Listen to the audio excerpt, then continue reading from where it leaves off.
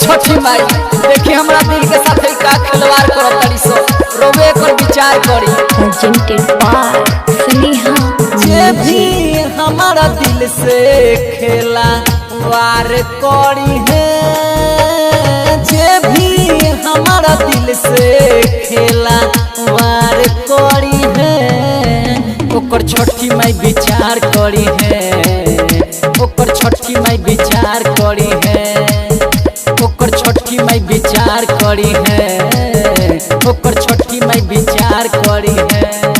रवि recording studio अमला।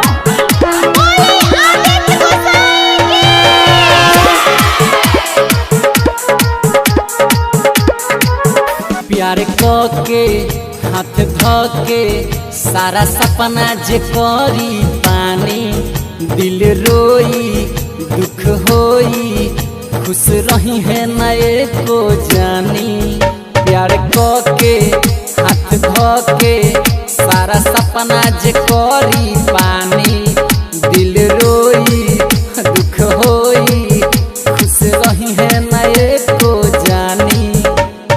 हमारा पौज ढेर अत्याचार करी है, हमारा पौज ढेर अत्याचार करी है, ओकर छठी माई विचार करी है, ओकर छठी माई विचार करी है, ओकर छठी माई विचार करी है, ओकर छठी माई विचार करी है।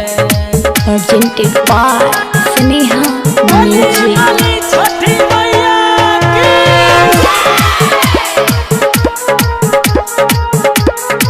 दीपू गोविंदा न प्यार करी हो, प्यार के हम बड़ी पछतैनी, पहिले हमके खुश लैलक ओकरा बतिया में हम फंस गईनी। रवि सरजीत न प्यार करी हो, प्यार के हम बड़ी पछतैनी, पहिले हमके खुश लैलक ओकरा बतिया में हम फंस गईनी।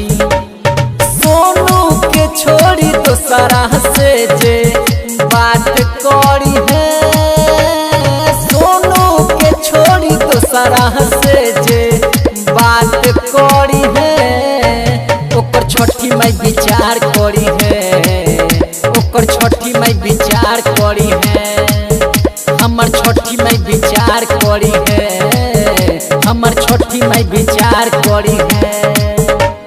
जे भी हमारा दिल से खेला वार करी है, जे भी हमारा दिल से खेला वार करी है, ओकर छठी माई विचार करी है, ओकर छठी माई विचार करी है, ओकर छठी माई विचार करी है, ओकर छठी माई विचार करी है।